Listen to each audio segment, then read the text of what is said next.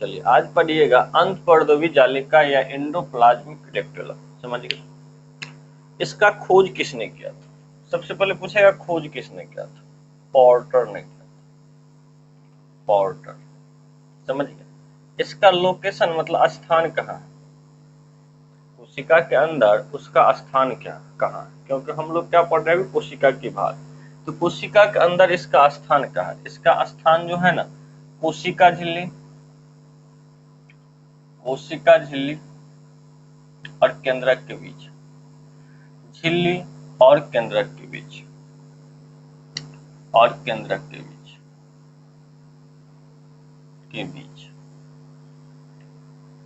समझ गए? पूछेगा कहाँ अंत द्रव्य जालिका कहाँ है? हम क्या कहेंगे कोशिका झिल्ली और केंद्रक के बीच। देखिए कोई कोशिका है, ये तो सेल वाल हो गया बाहर वाला भाग, और ये अंदर वाला भाग क्या था? सेल मेम्ब्रेन मतलब कोशिका झिल्ली।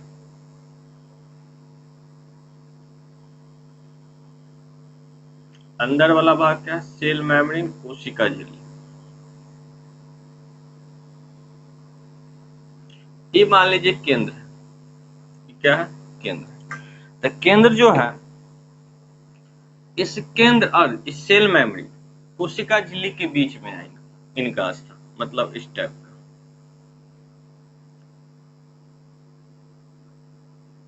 इस साइड भी होते हैं, समझिए। इसी को कहा जाता है अंत द्रव्य जालिका।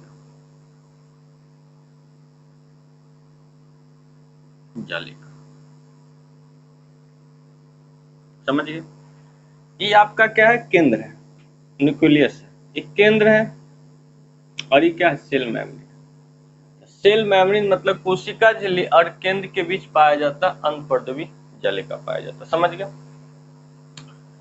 अब इसका स्थान तो समझ गए कहाँ? कोशिका झिल्ली और केंद्रक के बीच है। इसका खोज किसने किया था? पोर्टर ने किया था। यह दो प्रकार के होते हैं, समझ गए? कौन दो प्रकार के होते हैं? अंतपर्दवी जालिका दो प्रकार के होते हैं। अब दो प्रकार में कौन कौन होते हैं? दो प्रकार के, दो प्रकार होते हैं। एक होते हैं खुरदारी, खुरदारी, खुरदारी अंतपर्दवी जालिका या अंत द्रव्य जालिका।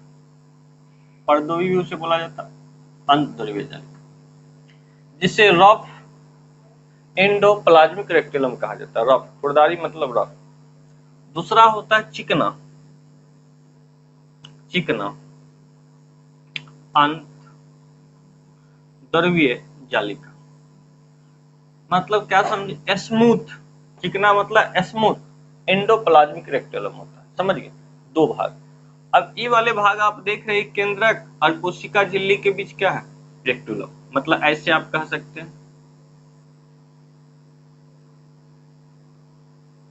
ऐसे ऐसे भाग। तो ये वाले जो पोर्शन है ना, ये इसे स्मूथ कहा जाता है। SER लिख देते हैं, समझ जाएगा? SER मतलब क्या समझे? स्मूथ एंडोप्लाज्मिक रेटिकुलम मतलब क्या समझे? चिकना, चिकना मतलब अंतपर्दवी जालिका, आपको याद रखना। और ई वाले जो इसका भाग है ना, ई वाले नीचे वाले, इसे रफ बोला जाता है। RER मतलब रफ एंडोप्लाज्मिक रेटिकुलम। रफ मतलब क्या समझे? खुरदारी। ई वाले भाग खुरदारी होते हैं और ई वाले भाग चिकना होते हैं। समझ गए? मतलब कहने का अर्थ, ई वाले पार्ट जो है इसका, ई वाला पार्ट, ई वाला पार्ट रफ होता है, लिखेंगे RER। समझ गए? और ई वाले जो पार्ट होते हैं बाहर वाले भाग, ई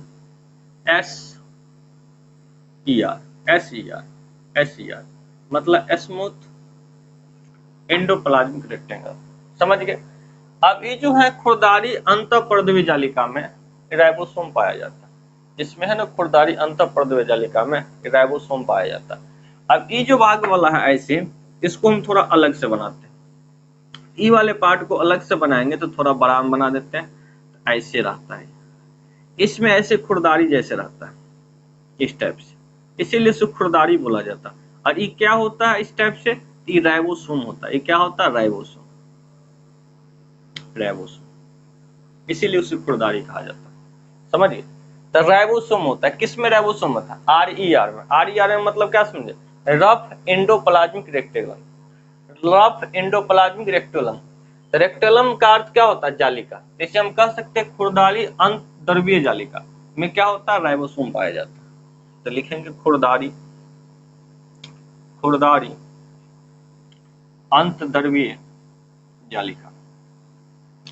खुरदारी अंतद्रव्यीय जालिका में क्या पाया जाता है? तो राइबोसोम पाया जाता है। राइबोसोम पाया जाता है। अब राइबोसोम पाया जाता है तो राइबोसोम क्या करते हैं? प्रोटीन का निर्माण करते हैं। तो कहेंगे इसमें क्या करते हैं? राइबोसोम प्रोटीन का निर्माण करते हैं। प्रोटीन के निर्माण करते हैं, समझ गए? इसलिए खुरदारी है क्योंकि राइबोसोम पाया जाता है, जिसके लिए क्या उबर खाबर है, इसीलिए खुरदारी कहा जाता है इसे अंतपर्दवी जालिका। समझ गए? और इसमें क्या होता है? राइबोसोम नहीं पाया जाता। इसमें क्या होता है? राइबोसोम नहीं पाया जाता। देखिए, इसीलिए इसे चिकना कहा जाता है। तो क्या समझे? चिकना अंतपर्दवी जालिका में क्या होता है? राइबोसोम नहीं पाया जाता। यहाँ लिख देते इसको, राइबोसोम नहीं पाया जाता। राइबोसोम नहीं होता। और ये कौन चीज का बना होता? अब राइबोसोम नहीं होता है तो बसा का बना होता। किसका बना होता? बसा का बना होता। समझिए, बसा का बना होता। तो आपको याद रखना है चिकना अंतद्रव्य जालिका किसका? इसमें राइबोसोम नहीं होता, वो बसा का बना होता। और क्या होता है? खुरदारी अंतपर्दवी जालिका कौन चीज का बना होता है? राइबोसोम। और ये किसका निर्माण करता है? प्रोटीन का निर्माण करता है। अब क्वेश्चन उठता है क्या अंतःपर्दवी जालिका के काम क्या है? हमारे सेल के अंदर जो है अंतःपर्दवी जालिका होता है, इनका क्या काम होता है? इनकी कार्य क्या है? इनका कार्य है सेल के अंदर जो झिल्ली का निर्माण होता है ना, उसमें जो प्रोटीन और वसा का जो आवश्यकता होता है उन्हीं का संचरण करता है। समझिए, उसी का संचरण करता है। मतलब कार्य इसका क्या है? कोशिका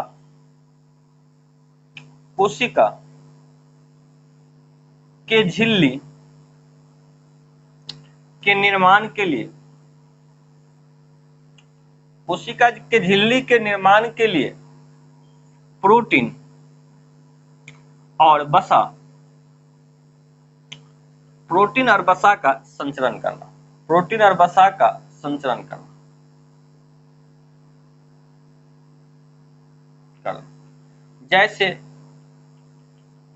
जैसे आप कहिएगा कोशिका का सेल मेम्ब्रेन, कोशिका झिल्ली कह सकते हैं। कोशिका झिल्ली के निर्माण के लिए केंद्रक झिल्ली, केंद्र के बाहर एक झिल्ली होता है, पढ़े थे अपने लोग, केंद्रक झिल्ली आदि, केंद्रक झिल्ली आदि। समझ गए? तो इसमें आपको क्या याद रखना है? एग्जाम में क्या आएंगे? तो सबसे पहले यही आएंगे एग्जाम में, अंतःपर्दवी जालिका की खोज किसने किया था? तो हम क्या कहेंगे? पोर्टर ने किया था अंतःपर्दवी जालिका का खोज। समझ गए? दूसरी बात पूछा जाएगा इसका लोकेशन स्थान कहाँ है? कोशिका झिल्ली और केंद्रक के बीच। अब देखिए कोशिका झिल्ली, यह है ना कोशिका झिल्ली सेल मेम्ब्रेन और केंद्रक के बीच, ये कितने प्रकार के होते हैं? दो प्रकार, एक खुरदारी अंतःपर्दवी जालिका, एक चिकना अंतःपर्दवी जालिका। खुरदारी क्या होता है? केंद्रक के समीप होता है। खुरदारी केंद्रक के समीप होगा ना। देखिए ये क्या है? खुरदारी, रफ एंडोप्लाज्मिक रेक्टेगुलम। ये क्या खुरदारी क्या होता है? केंद्रक के समीप। तो कहेगा खुरदारी कहाँ होता है? हम कहेंगे केंद्रक के समीप होता है। ये केंद्रक के समीप, केंद्रक के समीप। समझ गए? और ये केंद्रक के समीप होता है। और ये खुरदारी इसलिए होता है क्योंकि इस पर क्या होता है? राइबोसोम होता है। देखिए केंद्रक के समीप है, खुरदारी राइबोसोम होता है, इसलिए खुरदारी होता है। और राइबोसोम होगा तो क्या करेगा? प्रोटीन का क्या करेगा? निर्माण करेगा। समझ गए? इसमें राइबोसोम पाया जाता है, प्रोटीन का निर्माण करता है। समझ गए? अब चिकना देखिए, चिकना अंतःद्रव्यीय जालिका कहाँ होता है? तो कोशिका झिल्ली के समीप होता है। किसके समीप होता है? कोशिका झिल्ली। तो आपको रखना है याद, कोशिका झिल्ली के समीप होता है, कोशिका झिल्ली के समीप होता है। समझ गए? कहेगा चिकना अंतःद्रव्यीय जालिका किसके पास होता है? तो हम क्या कहें? कोशिका झिल्ली के। इसमें राइबोसोम नहीं होता, इसीलिए स्मूथ होता है। इसीलिए इसे SER कहा जाता है, मतलब क्या, स्मूथ एंडोप्लाज्मिक रेक्टेबुलम कहा जाता है। समझ गए? ये किसके पास होता है? तो कोशिका झिल्ली के पास होता है, जिसमें राइबोसोम नहीं पाया जाता। तो राइबोसोम नहीं पाया जाता है तो इसमें क्या पाया जाता है? बसा का बना होता है, इसमें बसा पाया जाता है। समझ गए? इतनी बात आपको इसमें याद रखना है। समझ गए? तो चलिए अब हम नेक्स्ट पढ़ेंगे, तो चलिए जल्दी से इसको नोट कीजिए। चलिए नेक्स्ट देखिए, गैलेक्सीसोम। गैलेक्सीसोम हिंदी इंग्लिश सेम गैलेक्सीसोम होता है, गैलेक्सीसोम। अभी गैलेक्सीसोम जो है ना, प्लांट सेल में पाया जाता है, मतलब प्लांट कोशिका, पादप कोशिका में। ये आपको किस में पाया जाता है? Plant cell. पहले खोज किसने किया था? इतने इंपॉर्टेंट नहीं है, Harry Weavers, Weavers, Harry Weavers, Harry Weavers किया था। समझ गए? अभी पादप कोशिका में होता है, पादप कोशिका, पादप कोशिका। समझ गए? जंतु कोशिका में नहीं होता है, एनिमल सेल में नहीं होता, वो प्लांट सेल में होता है। समझ गए? तो पादप कोशिका। और इसमें क्या होता है? बीटा ऑक्सीकरण पाया जाता है, बीटा ऑक्सीकरण, बीटा ऑक्सीकरण, ऑक्सीकरण, बीटा। यही क्वेश्चन एग्जाम में आता है कि बीटा ऑक्सीकरण किसमें पाया जाता है? तो गैलेक्सीसोम में। समझ गए? ये किस सेल का भाग है? तो प्लांट सेल का भाग है, मतलब पादप कोशिका का भाग है। अब सबसे अधिक बीटा ऑक्सी किसमें पाया जाता है? ये क्वेश्चन बार बार आया, तो मूंगफली में सबसे अधिक, सबसे अधिक बीटा ऑक्सीकरण, बीटा ऑक्सीकरण, बीटा ऑक्सी, ऑक्सीकरण, बीटा ऑक्सीकरण किसमें पाया जाता है? हम क्या कहेंगे? मूंगफली में, मूंगफली। इससे आपको दो क्वेश्चन याद रखना है कि किस में बीटा ऑक्सीकरण पाया जाता है। तो पहला क्वेश्चन किस में बीटा ऑक्सीकरण पाया जाता है? तो गैलेक्सीसोम में पाया जाता है। दूसरा क्वेश्चन किस में सबसे अधिक बीटा ऑक्सीकरण पाया जाता है? तो हम क्या कहेंगे? मूंगफली। इससे ज्यादा इसमें कुछ नहीं याद रखना, प्लांट सेल के बाद। अगला देखिए, रसधानी या रिक्तिया, रसधानी या रिक्तिया, रसधानी या रिक्तिया। अभी रसधानी या रिक्तिया जो है ना, दोनों सेल में पाया जाता है, प्लांट सेल और एनिमल सेल दोनों, प्लांट, प्लांट सेल और एनिमल सेल दोनों, एनिमल्स, एनिमल सेल दोनों, प्लांट सेल और एनिमल सेल दोनों। ये होता है प्लांट सेल में बड़ा पाया जाता है रिक्तिया, और एनिमल सेल में क्या पाया जाता है? छोटा पाया जाता है। समझिए? प्लांट सेल में बड़ा पाया जाता है और एनिमल सेल में क्या पाया जाता है? छोटा पाया। एनिमल्स मतलब जंतु कोशिका। अब जंतु कोशिका में छोटा पाया जाता है। इसका क्या कार्य होता है? एनर्जी को स्टोर करना। समझ गया? एनर्जी को स्टोर करना मतलब क्या? ऊर्जा को स्टोर करना। इनका काम है ऊर्जा स्टोर करना, ऊर्जा स्टोर। अभी ऊर्जा स्टोर किस रूप में करता है? तो ग्लाइकोजन के रूप में करता है, ग्लाइकोजन के रूप में। या किस रूप में? तो ग्लाइकोजन, ग्लाइकोजन।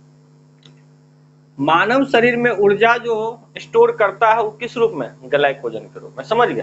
तो ऊर्जा को स्टोर करता है, जिसको हम क्या कहते हैं? ग्लाइकोजन कहते हैं। समझ गए? रिक्तिया या रसधानी को क्या कहा जाता है? ऊर्जा स्टोर, जिसमें ऊर्जा को क्या करते हैं? स्टोर करते हैं ग्लाइकोजन के रूप में, जिसके कारण से पॉकेट सेल कहा जाता है, पॉकेट सेल, पॉकेट सेल या जेब कोशिका कह सकते हैं, या पॉकेट सेल। समझ गए? तो क्या पॉकेट सेल, यही एग्जाम में बार बार क्वेश्चन आता है कि पॉकेट सेल किसे कहते हैं? तो पॉकेट सेल हम क्या कहते हैं? रसधानी रिक्तिया। अब क्या, क्यों सर पॉकेट सेल कहते हैं? अब देखे होंगे जब क्या होता है, जैसे हम सुबह में खाते हैं, मान लीजिए ब्रेकफास्ट करते हैं, डिनर करते हैं, मान लीजिए नाइट में खाते हैं, किसी कारण बस कहीं निकल जाते हैं, मान लीजिए आज 8 बजे नाश्ता करके निकल गए और वहां होटल नहीं मिला, हाँ, तो सोच क्या सारा दिन भूखे रह गया। अब सारा दिन भूखे रह गया, कभी फास्टिंग में व्यक्ति हो जाता, सारा दिन भूखे रह जाता, तो सारा दिन भूखे आप न रह जाइएगा, लेकिन आपके बॉडी के अंदर जो सेल है वो भूखे नहीं रहेगा, उसको एनर्जी मिलेगा तो ही काम करेगा। अब भूखे में भी क्या करते हैं? आप बोलबे करते हैं, चलते ही हैं, अपना जो दैनिक कार्य होता है उनको आप रोकते नहीं है, खाना रोक देते हैं, लेकिन उनको रोकते हैं? नहीं रोकते। तो उस कंडीशन में क्या करता है, इस छिद्र में चुरा कर रखा रहता है एनर्जी को, पॉकेट में, समझ गए। छिद्र में क्या होता है, ग्लाइकोजन के रूप में स्टोर करके रखा रहता है। तो यही निकाल निकाल कर सेल को देता रहता है। आप ना सारा दिन भूखे हैं, लेकिन सेल भूखे नहीं रहेगा। सेल उसी कंडीशन में कार्य करेगा जब सेल को ऊर्जा मिलेगा, और जब ये सेल को एनर्जी मिलना बंद हो जाएगा, सेल क्या हो जाएगा, खत्म हो जाएगा, डेड हो जाएगा, समझ गए, मृत हो जाएगा। और मृत हो जाएगा तो क्या, सेल मृत होगा तो हार्ट मृत होगा, और हार्ट तो धीरे धीरे बॉडी का सब पार्ट खत्म हो जाएगा। इसीलिए उस कंडीशन में उडिक्टिया में से क्या करते हैं, ग्लाइकोज निकाल निकाल कर देते हैं, समझ गए। इसीलिए उसे पॉकेट सेल कहते हैं। तब तक क्या होता है, पॉकेट में रखा रहता, आप नहीं खाते हैं तो उस सिचुएशन में वो देते हैं, समझ गए। और उसकी भी एक कैपेसिटी होता है, समझिए, उससे वो ज्यादा नहीं दे सकता। आप लंबे समय तक भूखे रहेगा तो भूखे भी व्यक्ति मर सकता है, उनके पास जितना ही रहेगा उतना ही ना देगा। एक दिन या 2 दिन, इतने दिन वो अपने पॉकेट से निकाल देगा, लेकिन जब उसके पॉकेट में खत्म हो जाएगा तब आप खाना खाना ही होगा, नहीं खाइएगा तो खत्म हो जाएगा। इसीलिए इसे पॉकेट सेल कहा जाता है। तो समझ गए, एनर्जी को स्टोर करता है ग्लाइकोजन के रूप में। जब आप भूखे रहते लंबे समय तक, तो इसी में से वो क्या होता है, बॉडी में जितने भी सेल है सभी को निकाल देते हैं, समझ गए। तो चलिए जल्दी से इसको नोट कीजिए, आगे देखिए अब लवक के बारे में। चलिए अब नेक्स्ट हम पढ़ेंगे लवक के बारे में। लवक,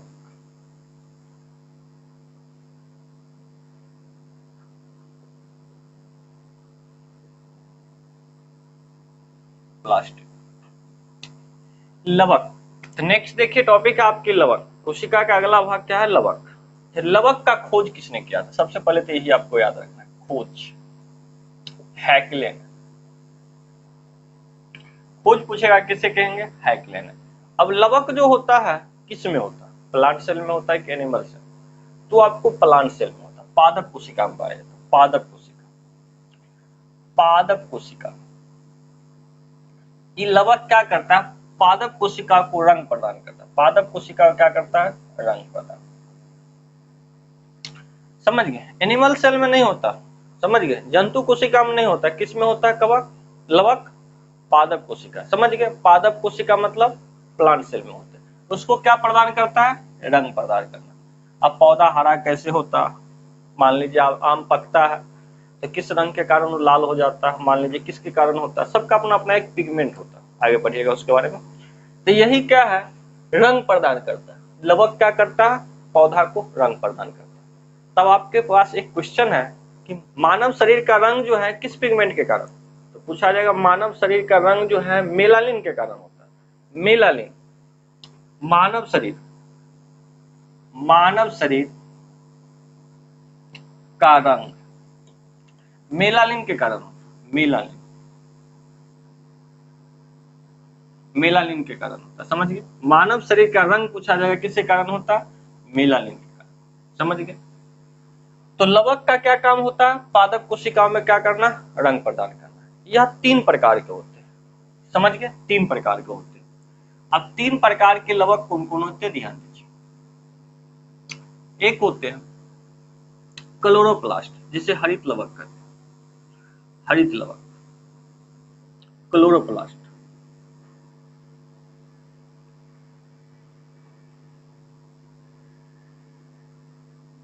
क्लोरोप्लास्ट। दूसरा होता है हरित लवक के बाद अवर्णी लवक, अवर्णी लवक, जिसे कहा जाता है ल्यूकोप्लास्ट।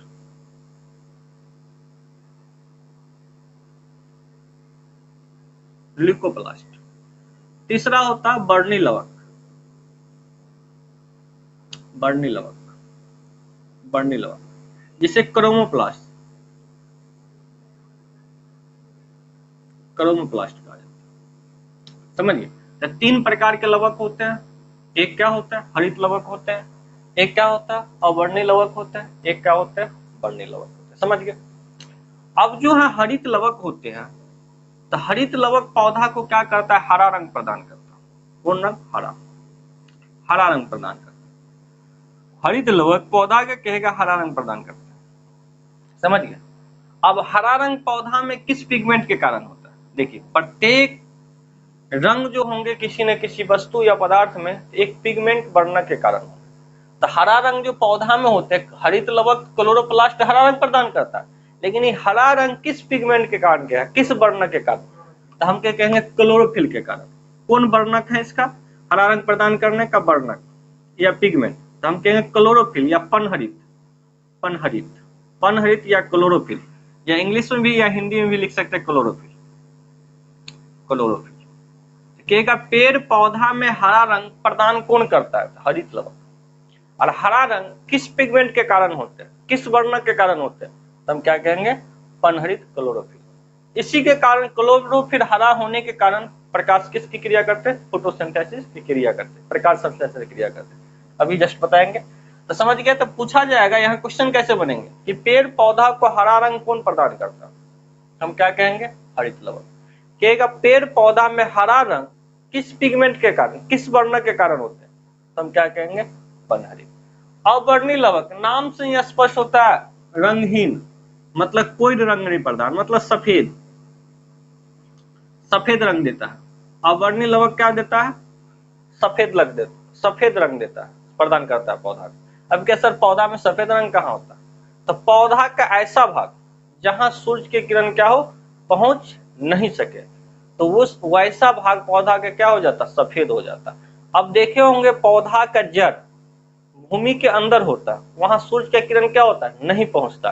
तो पौधा का जड़ किस रंग का होता है, सफेद रंग होता है। किस रंग का होता है, सफेद रंग होता है। जहां सूर्य का किरण क्या हो, नहीं पहुंच सके, पौधा का वैसा भाग जहां सूर्य का किरण नहीं पहुंच सके, उस भाग में कैसा रंग हो जाता है, सफेद। किसके कारण, अवर्णीय लवक। अवर्णीय लवक मतलब क्या, कोई रंग नहीं, रंगहीन, मतलब सफेद। मतलब जहां सूर्य का किरण, जहां सूर्य का किरण, पौधा कैसा लिखिए, पौधा का,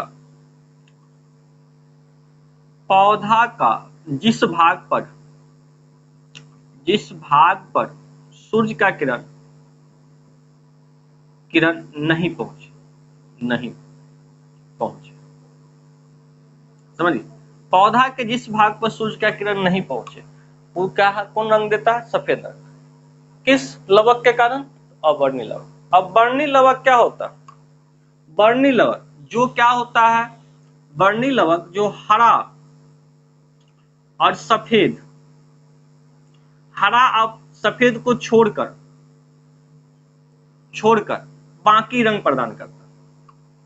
हरा और सफेद को छोड़कर बाकी रंग, मतलब सिंपल सी आप समझिए लैंग्वेज में, पका फल में पाया जाता है, पका फल, पका फल में पाया जाता है, फल में, हाँ गाजर में भी पाया जाता है। समझ, एक टाइप समझिए पका फल। अब हरा सफेद को छोड़कर देखिए ना, हरा सफेद को छोड़कर लाल, गुलाबी, नीला, जितना भी होता है। अब नीला तो फल नहीं होता, तो जितने भी, जैसे मान लीजिए कहेगा आपको चुकंदर लाल होता, किस पिगमेंट के कारण, किस वर्णक, हम कहेंगे विटामिन के कारण। गाजर लाल होता है किसके कारण, कैरोटीन के कारण। टमाटर लाल किसके कारण, लैकोपिन के कारण। तो समझ गए, तो यही पका फल में होता है, मतलब हरा सफेद के छोड़कर बाकी पौधा का जो रंग प्रदान करते हैं वैसे लवक को क्या कहेंगे, वर्णीय लवक। जैसे देखिए टमाटर, टमाटर, टमाटर लाल से हल्का गुलाबी टाइप। टमाटर जो होता है लैकोपिन के कारण होता है, लैकोपिन प्रोटीन होता है, कलर नहीं होता बाल में, लैकोपिन। तो टमाटर का रंग लैकोपिन होता है, समझिए। यही अगर पूछा जाए गाजर, यही अगर पूछा जाए गाजर का रंग, गाजर तो कहेंगे कैरोटीन के कारण, समझिए। चुकंदर, चुकंदर विटामिन, विटामिन का, समझ गए। तो यही क्या है, वर्णीय लवक क्या होता है, पौधा का कौन, सफेद और हरा रंग छोड़कर बाकी अन्य रंग प्रदान करता है, उसे हम क्या कहते हैं, वर्णीय लवक। अब हम यहाँ पढ़े हरित लवक क्या होता है, हरा रंग देता है। हरा रंग देने के कारण प्रकाश, अच्छी पौधा क्या करता है, पेड़ पौधा फोटोसिंथेसिस क्रिया करते हैं। अब फोटोसिंथेसिस क्रिया देखिए वो कैसे करते हैं, कैसे करते हैं। वातावरण से क्या लेते हैं, CO2 लेते हैं, तो हम लिखेंगे CO2, वातावरण से CO2 लेते हैं, और जड़ द्वारा क्या लेते हैं, जल लेते हैं। समझ गए। तो फोटोसिंथेसिस क्रिया करने के बाद क्या निकालता हूं, C6H12O6 ग्लूकोज। क्या हुआ, चीनी हो जाता है, ग्लूकोज मूल रूप ही ना होता। C6H12O6 क्या होता है, ग्लूकोज। ग्लूकोज मतलब क्या, सेल की एनर्जी। सेल जो एनर्जी लेते किस रूप में लेते, ग्लूकोज के रूप। प्लस क्या निकालेगा, O2 प्लस क्या निकालेगा, O2 प्लस H2 जल निकालेगा। समझ गए, O2 प्लस H2। अब कितना मोल निकलेगा, तो इस 6 रहेगा बैलेंस करने के लिए, ये क्या होगा 12 और ये क्या होगा 6 इस नहीं ठीक है, इस 6 समझ गए। तो क्या समझे, वातावरण से नहीं बैलेंस हो रहा, तो क्या समझे, वातावरण से क्या लिया, कार्बन डाइऑक्साइड लिया, समझ गए। और जल पेड़ पौधा अपने जड़ से लिया, समझ गए। और पेड़ पौधा के जल कौन देते हैं, खनिज लवण, जाइलम, समझ गए, जाइलम के थ्रू मिलता है। तो जल से क्या लिया, पेड़ पौधा जल लिया। उसके बाद रिएक्शन करने के बाद और किसके उपस्थिति में, सनलाइट और सनलाइट और किसके उपस्थिति में, क्लोरोफिल के कारण, पर्णहरित क्लोरोफिल, समझिए क्लोरोफिल। सनलाइट और क्लोरोफिल मतलब सूर्य के प्रकाश और पर्णहरित की उपस्थिति में फोटोसिंथेसिस क्रिया होता है। तो पूछा जाएगा किसके उपस्थिति में फोटोसिंथेसिस क्रिया करते हैं पौधा, तो हम कहेंगे सूर्य की प्रकाश की उपस्थिति में और पर्णहरित की उपस्थिति में। क्या क्या, तो वातावरण से क्या लिया, कार्बन डाइऑक्साइड लिया, और पेड़ पौधा अपने जड़ से क्या लिया, जल को लिया, और रिएक्शन करने के बाद क्या बनाया, ग्लूकोज। समझिए, एटीपी जिसे कहते हैं, माइटोकॉन्ड्रिया क्या करता है, स्टोर करता है। एटीपी के रूप में कहां, माइटोकॉन्ड्रिया में स्टोर हो जाता है, जिसके कारण माइटोकॉन्ड्रिया क्या कहा जाता था, ऊर्जा घर या पावर हाउस सेल का। और उसके बाद फिर ऑक्सीजन निकाला, उसके बाद फिर क्या कर दिया, जल निकाल देता। समझ गया, कोई दिक्कत नहीं ना यहां तक किसी को।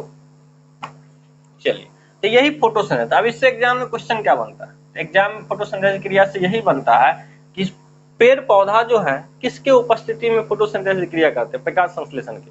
तो हम कहेंगे सनलाइट और क्लोरोफिल की उपस्थिति, समझ गए। और फोटोसिंथेसिस क्रिया में कौन चीज की रिक्वायरमेंट होते हैं, पेड़ पौधा की कौन चीज की आवश्यकता होती है, दो चीज, एक कार्बन डाइऑक्साइड, एक जल।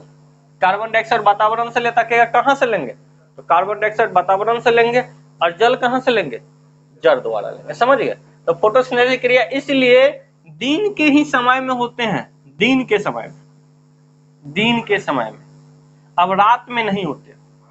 फोटोसिंथेसिस क्रिया रात में नहीं होते। क्यों रात में नहीं होता है, तो पेड़ पौधा के पास क्या होता है, क्लोरोफिल तो हमेशा रहता है, लेकिन सनलाइट क्या होता है, रात के समय में नहीं होता। इसीलिए कहा जाता है कि रात के समय में पेड़ के नीचे नहीं सोने के लिए। अब क्या पेड़ के नीचे क्यों नहीं सोने के लिए सर, तो देखिए पेड़ पौधा हो या मानव हो, सभी जो सांस लेते हैं ना ऑक्सीजन ही लेते हैं, समझ गए, छोड़ते क्या है, कार्बन डाइऑक्साइड।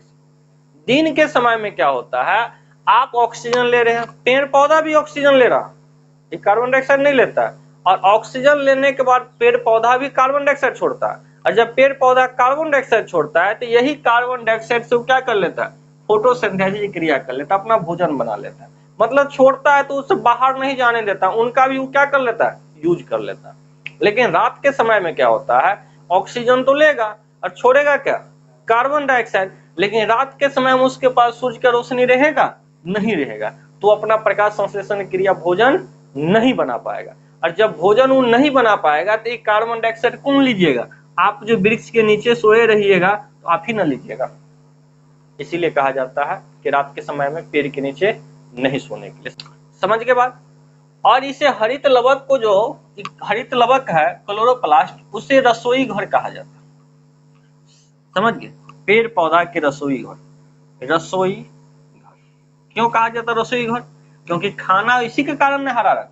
और पेड़ पौधा के हरा रंग का तो समझ गए क्यों, तो हरा रंग क्यों आवश्यकता है पेड़ पौधा के, आवश्यकता इसलिए है, हरा रंग नहीं होगा तो फोटोसिंथेसिस क्रिया क्या नहीं कर सकता, प्रकाश संश्लेषण क्रिया। दूसरी क्या बात है, देखिए ये हरा रंग जो होता है ना, इस हरा रंग में मैग्नीशियम पाया जाता है। एक चीज ध्यान दीजिए, इस हरा रंग में मैग्नीशियम पाया जाता है। मैग्नीशियम जो करता क्या है, पेड़ पौधा का जो अतिरिक्त उष्मा होता है उसे अवशोषण करता है। आपको मान लीजिए गर्मी लगता है तो आप फैन चला लेते हैं, कूलर चला लेते हैं, एसी चलाते हैं, लेकिन पेड़ पौधा क्या चलेगा, वो कौन कूलर चलाएगा, कौन एसी चलाएगा? तो उनको जो गर्मी में गर्मी लगेगा तो क्या करेगा, तो उनके अतिरिक्त उष्मा को जो अवशोषण करता है, एब्जॉर्ब करता है, मैग्नीशियम करता है। समझ गए? इसीलिए हरा रंग में मैग्नीशियम पाया जाता है। मैग्नीशियम का काम क्या है, तो पेड़ पौधा के हरा रंग, पेड़ पौधा में अतिरिक्त उष्मा जो पाया जाता है उसे अवशोषण करते हैं। अगर किसी पेड़ पौधा में हरा रंग की मैग्नीशियम की क्या हो जाए, कमी हो जाए, किसी पेड़ पौधा में मैग्नीशियम की कमी हो जाए तो वो पेड़ क्या होता है, पीला पड़ने लगता है धीरे धीरे, और क्या हो जाता है, सूख जाता है। पीला पड़ने लगता है और सूख जाता है। तब आप कमेंट करके बताइएगा कि पेड़ पौधा जो पीला पड़कर सूख जाता है मैग्नीशियम की कमी के कारण, तो कौन रोग होता है पेड़ पौधा में? समझ गए? कौन रोग होता है पेड़ पौधा में? ऐसे हम पढ़ाए थे, आप लोग समझ गए? नहीं सर, क्या नहीं सर, कोई दिक्कत किसी को?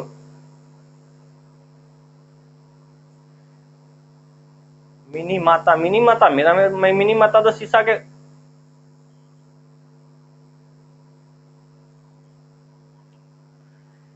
तो समझ गए आपकी क्वेश्चन क्या है? आपकी क्वेश्चन है अगर पेड़ पौधा में मैग्नीशियम की कमी हो जाता है तो पेड़ पौधा पीला पड़ने लगता है और धीरे धीरे सूख जाता है, तो उस रोग को हम क्या कहते हैं? तो कमेंट बॉक्स में सब अपना अपना आंसर दीजिएगा। चलिए, तब देखिए इसमें एग्जाम में क्वेश्चन कैसे आएंगे। एग्जाम में सबसे पहला क्वेश्चन तो वही आएंगे, लवक किस में पाया जाता है? हम कहेंगे केवल किस में पाया जाता है, प्लांट सेल में पाया जाता है। समझ गए? दूसरी बात, उसके खोज किसने किया था? तो खोज पूछेगा तो हम क्या कहेंगे, हैकले जी ने किए थे। समझ गए? इसका क्या काम होता है, उत्पादक कोशिकाओं या पदार्थ पौधा में क्या करता है, रंग प्रदान करता है। कौन? लवक। और मानव शरीर का रंग किस पिगमेंट के कारण होता है? तो आपको एक याद रख लेना, मेलानिन के कारण होता है। समझ गए? उसके बाद ये लवक 3 प्रकार के होते हैं। 3 प्रकार के, एक हरित लवक, अवर्णी लवक, वर्णी लवक। हरित लवक मतलब क्लोरोप्लास्ट, अवर्णी लवक ल्यूकोप्लास्ट, वर्णी लवक क्रोमोप्लास्ट। हरित लवक क्या करते हैं, पेड़ पौधा को हरा रंग प्रदान करता है। और ये हरा रंग प्रदान किस वर्ण के कारण पूछेगा तो हम क्या कहेंगे, पनहरित। समझ गए? पनहरित मतलब क्लोरोफिल के कारण होता है। समझ गए? अब अवर्णी लवक जो होता है पेड़ पौधा को सफेद रंग प्रदान करता है, मतलब पेड़ पौधा का ऐसा भाग जहां सूर्य की प्रकाश नहीं पहुंच सके। जैसे पेड़ पौधा की जड़ देखिए सफेद होता है, ये किसके कारण होता है, अवर्णी लवक के कारण। वर्णी लवक हरा और सफेद को छोड़कर बाकी रंग जो पेड़ पौधा को प्रदान किया जाता है किसके द्वारा, वर्णी लवक, क्रोमोप्लास्ट। जैसे पका फल में होता है, जैसे टमाटर में लाइकोपिन, समझ गए, गाजर में कैरोटीन, चुकंदर में विटामिन। समझ गए? इसके बाद फोटोसिंथेसिस क्रिया के लिए कहेगा कौन आवश्यक है, कौन? तो सबसे आवश्यक कार्बन डाइऑक्साइड और जल है। कार्बन डाइऑक्साइड पेड़ पौधा कहां से लेते हैं, तो वातावरण से लेते हैं। जल कहां से लेते हैं, तो जड़ द्वारा लेते हैं। समझ गए? और क्या करते हैं, सूर्य के प्रकाश में की उपस्थिति में और क्लोरोफिल की उपस्थिति में फोटोसिंथेसिस क्रिया करता है, जिससे क्या बनाता है, C6H12O6, 6,6H12O6 जो एटीपी कहते थे, जिसे कहा माइटोकॉन्ड्रिया क्या करता था, स्टोर कर लेता था। पढ़े थे पीछे, तो माइटोकॉन्ड्रिया क्या कहा जाता था, कोशिका का पावर हाउस। और 6O2 और प्लस 6H2O। समझ गए? इनके बाद ये दिन के समय होता है केवल। क्यों दिन के समय होता है फोटोसिंथेसिस क्रिया, तो इसका रीजन यही है कि दिन के समय में सूर्य का रोशनी मिलेंगे हमको, रात के समय में नहीं मिलेंगे, इसीलिए रात के समय में फोटोसिंथेसिस क्रिया क्या होगा, नहीं होगा। समझ गए? और ये जो हरित लवक है उसे रसोई घर कहा जाता है पौधा के। क्यों पौधा का रसोई घर, क्योंकि अभी देखिए खाना बनाने के लिए क्या चाहिए, क्लोरोफिल, और क्लोरोफिल किससे मिला, हरित लवक से मिला, नहीं, इसीलिए उसे क्या कहा जाता है, पेड़ पौधा का रसोई घर कहा जाता है। समझ गए? और क्या होता है, इस हरा रंग में, पेड़ पौधा के हरा रंग में क्या पाया जाता है, मैग्नीशियम। समझ गए?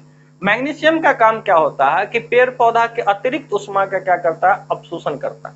अगर मैग्नीशियम की कमी हो जाए पेड़ पौधा में तो पेड़ पौधा क्या हो जाएगा, अतिरिक्त उष्मा का अवशोषण नहीं कर पाएगा। उस कंडीशन में पेड़ क्या हो जाएगा, पीला पड़ने लगेगा और धीरे धीरे सूख जाता है। समझ गए? तो चलिए नेक्स्ट इससे आगे देखिए। तारक काय देखिए या सेंट्रोसोम, तारक काय या सेंट्रोसोम, सेंट्रोसोम ये केवल एनिमल सेल में होता है, जंतु कोशिका में होता है, समझ गए, पादप कोशिका में नहीं होता। कहेंगे केवल जंतु कोशिका में होता है, केवल जंतु कोशिका, केवल जंतु कोशिका, कोशिका, समझ गए। अब वो कहाँ होता है, अब देखिए सेल है, सेल मेमोरी, एक केंद्रक मान लीजिए, समझ गए, केंद्रक के बाहर होता, तारनुमा संरचना होता, समझिए, तारक का एक तारनुमा संरचना होता, समझिए, कहाँ होते हैं, केंद्रक के बाहर होते हैं, तारनुमा संरचना होते हैं, कहाँ होते हैं, तो केंद्रक के बाहर। तो आपको याद रखना है केवल किस में होते हैं, जंतु कोशिका में होते हैं, समझिए। अब इसकी कार्य क्या होता है, इनका कार्य क्या होता है, समसूत्री विभाजन के समय ध्रुव का काम करता है, समसूत्री विभाजन, समसूत्री विभाजन, विभाजन के समय ध्रुव का काम करता है, ध्रुव का काम करता है, समझिए, समसूत्री विभाजन के समय क्या करता है, ध्रुव का काम करता है, समझिए, इतनी बात याद रखना। देखिए सेल का दो विभाजन है, एक समसूत्री होता है, एक अर्धसूत्री होता है। समसूत्री क्या होता है, जब एक पैरेंट सेल क्या होते हैं, दो डॉटर सेल का निर्माण करते हैं। अर्धसूत्री क्या होता है, जब एक पैरेंट सेल चार डॉटर सेल का निर्माण करते हैं। जस्ट आगे पढ़िएगा आप। तो यही समसूत्री विभाजन के समय तारक का क्या काम करता है, ध्रुव के काम करता है, इतना बात याद रखना। और एक चीज ये याद रखना है, केवल जंतु कोशिका में होता है। लोकेशन पूछेगा तो कहेंगे हम केंद्र के समीप होता, केंद्र के समीप होता, इतनी ही चीज। तो हम टोटल कोशिका के जितने भी भाग थे 14 लगभग भाग, 14-15 भाग जो उनका हम पढ़ चुके हैं। अब आपकी कोशिका समझिए फिनिश हो गया। अब नेक्स्ट क्लास में कोशिका, प्लांट कोशिका पढ़े और क्या एनिमल्स कोशिका, मतलब प्लांट सेल और एनिमल सेल में डिफरेंस जानेंगे। तब आप डिफरेंस खुद तय कर सकते हैं, समझ गए। जैसे हम क्या पढ़े थे अभी, तारक काय पढ़े, तारक काय क्या देखे, जंतु कोशिका में होता है, पादप कोशिका में नहीं होगा। यही डिफरेंस आप खुद से भी पढ़ सकते हैं, टेबल दिया है उसको हमको पढ़ाने की जरूरत नहीं। अभी जो 14-15 भाग इसका पढ़ा है, इनको पढ़ने के बाद अगर इसको आप टेबल दिया है इसमें, अगर उस टेबल को आप पढ़िएगा तो कहिएगा पढ़ाने वाली बातें नहीं, यही सारा कुछ लिखा गया, समझ गए। तो चलिए टाइम भी हो गया, रहने दे अब।